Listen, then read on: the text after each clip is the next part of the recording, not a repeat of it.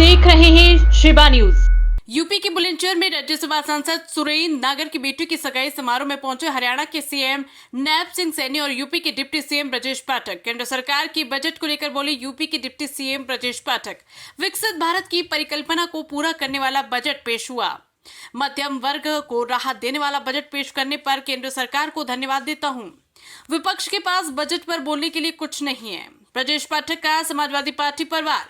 Samajwadi party पूरी तरह से दिग्भ्रमित है। ब्रजेश पाठक आगामी 5 फरवरी को दिल्ली में होने वाले मतदान पर बोले ब्रजेश पाठक, दिल्ली विधानसभा चुनाव में भाजपा की प्रचंड बहुमत होगी। डिप्टी सीएम राज्यसभा सांसद सुरेंद्र नागर की बेटी की सगाई समारोह में शिरकत करने आए थे। डिप्टी सीएम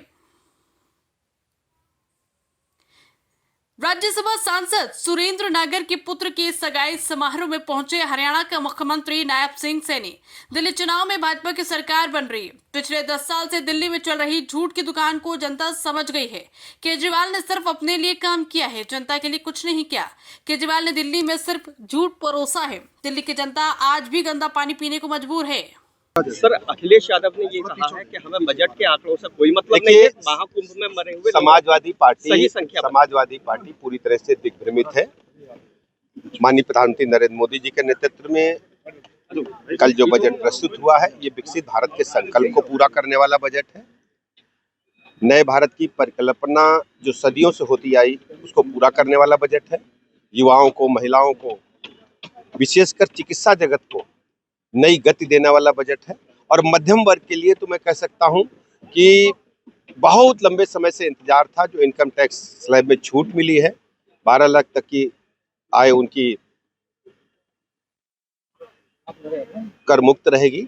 इसके लिए मैं आदरणीय प्रधानमंत्री नरेंद्र मोदी जी का, पूरी केंद्र सरकार का हृदय से अभिनंदन करता हूं, आभार प्रकट करता हूं। खड़गे ने कहा है विपक्ष विफलताओं को छिपाता हुआ दिशाहीन बजट। आप जानते हैं ये कांग्रेस, समाजवादी पार्टी, इंडी गठबंधन के लोगों के पास कहने के लिए कुछ नहीं है। पूरी तरह से देशी जनता देख रही है। माननीय मोदी जी ने जो देश के लोगों को बजट दिया है, ये वास्तव में देश की विकास की गति को आगे बढ़ाने वाला है। दिल्ली में चुनाव है सर, उस पर क्या कहेंगे? दिल्ली विधानसभा चुनाव में भारतीय जनता पार्टी प्रचंड बहुमत के साथ एक तरफा जीत रही है। केजरीवाल जी की झूठ फरेब की राजनीति को दिल्ली की जनता ने समझ लिया है।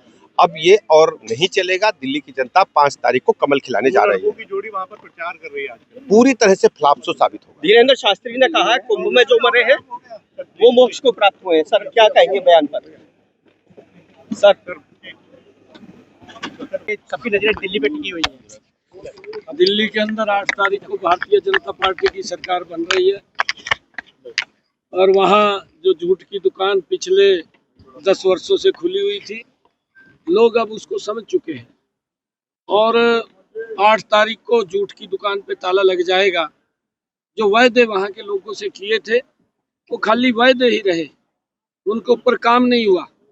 काम अगर हुआ है, उन्हें अपने लिए काम किया है, जनता के लिए कोई काम नहीं किया। दिल्ली के लोगों को आज भी पीने का 10 वर्षों के अंदर गंदा पानी मिल रहा है। उनके सीवरेज ओवरफ्लो हो रहे हैं। गलियों के अंदर सीवरेज के गंदे पानी से गुजर करके आना जाना पड़ता है। वहाँ के नाले ब्लॉक है। जो उसने वायदे किए थे, चाहे उसने ये कहा था कि हम क्लिनिक मोहल्ले के माध्यम से उनको सहायता देंगे। आदरणीय प्रधानमंत्री जी ने आयुष्मान योजना जो 5 लाख रुपए का एक गरीब व्यक्ति को अधिकार दिया था, उससे वंचित रखा है। आज वो भी समझ रहे हैं 8 तारीख के बाद उन लोगों को 10 लाख रुपए का अधिकार नरेंद्र मोदी और दिल्ली की सरकार देगी। ये उनके जहन में है, क्योंकि ये केजरीवाल लगातार झूठ परोसता रहा है। अगर उसको कोई काम के लिए बोलते थे तो मोदी को गाली देता था, अगर कुछ कहते थे तो एलजी को दोषी ठहराता था। और जब उसने जो वायदे किए और ये बात उसने कही कि मैं 2025 में यमुना की अगर सफाई नहीं की तो मैं वोट मांगने नहीं जाऊंगा, तो किस मुंह से वो जाता? आरोप लगा दिया। अपने ऊपर से गारा उतारने वाली बात है। और अब लोगों ने मन बना लिया कि इस प्रकार के झूठे व्यक्ति का दिल्ली में कोई स्थान नहीं है और उसको बाहर का रास्ता दिखाने का काम। सर, आप यमुना का जल आपने ग्रहण किया, उसके बाद में एक वीडियो जारी हुआ, वो जल वापस बाहर आया है, जिसको लेकर के ये केजरीवाल को हमला पर है। केजरीवाल को पूछना, पूरी वीडियो मेरी देखना, तो केजरीवाल को पूछना। मैंने केजरीवाल को कल भी कहा है, मैं कहा मैं आपको चैलेंज करता हूं, अगर आपने कोई ऐसी बात कही मैं आपको पकड़ करके ले जाऊंगा केजरीवाल को, और उसी स्थान पे ले जाऊंगा जहां से हरियाणा दिल्ली को पानी फीड कर रहा है। मैं वहां पानी पीऊंगा, मैं नहाऊंगा भी, परंतु मैं उसको तब लेकर के जाऊंगा जहां उसने खड़ा होकर के कहा था और ये संकल्प लिया था कि मैं यमुना को साफ करूंगा, उसको वहां पीना पड़ेगा पानी और वहीं नहाना पड़ेगा। मैं वहां पीऊंगा, वो वहां पिएगा। मैंने उसको कहा है, चैलेंज किया, वो कितना चैलेंज को स्वीकार करेगा देखते हैं।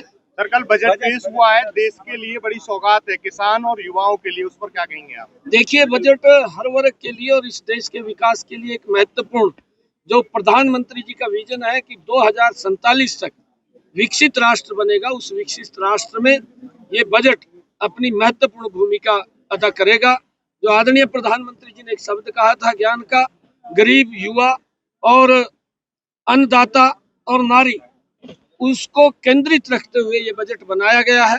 मध्यम वर्ग को जिस प्रकार से 12 लाख रुपए की इनकम टैक्स में छूट दी गई है, पहले जो 7 लाख की थी, किसानों को जिस प्रकार से क्रेडिट कार्ड के अंदर 3 लाख रुपए से उसकी सीमा बढ़ा करके 5 लाख रुपए की है, और व्यापारियों को भी 5 लाख रुपए तक का सॉफ्ट लोन वो देने का निर्णय इस बजट के अंदर किया गया है।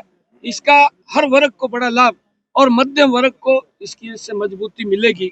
देश जो विकसित राष्ट्र बनाने का सपना आदरणीय प्रधानमंत्री जी ने देखा है, वो इस बजट के अंदर झलक रहा है और हमारा देश ये गति से विकास के अंदर आगे बढ़े। सर खड़गे ने कहा विपक्ष विफलताओं को छिपाता हुआ दिशाहीन बजट। देखिए, खड़गे साहब का जो इंडी गठबंधन के लोग हैं, इन पर कोई मुद्दा तो है नहीं है। खड़गे साहब कहीं दिखाई नहीं देते। हमारे हरियाणा के अंदर आए थे, हरियाणा के अंदर रैली भी इन्होंने की थी, भारत जोड़ो यात्रा, खड़गे साहब को पूछना, और वहां पर मेरे ख्याल से काफी लोग थे। रैली का आयोजन किया, खड़गे साहब मंच के ऊपर खड़ा होकर के कहने लगे कि मोदी ने हर साल 2 लाख नौकरियों की बात की थी, 2 करोड़ नौकरियों की बात कही थी, भी किसी को मिली? मेरे ख्याल से रैली के अंदर जितने लोग आए थे खड़गे के साहब के सामने, वहां पर हजारों की संख्या में लोगों ने हाथ खड़ा करके कहा कि हमारे यहाँ बिना पर्ची बिना खर्ची के नौकरी मिली। खड़गे साहब ने फिर आरोप लगाई दिया हरियाणा के ऊपर, कहने लगा हम तो लड़ाकू का तारे को मिल गई होगी का। इस प्रकार की भाषा ये यूज करते हैं, इनके पास मुद्दा नहीं होता कोई भी, ये तो आरोप लगाते हैं चले जाते हैं।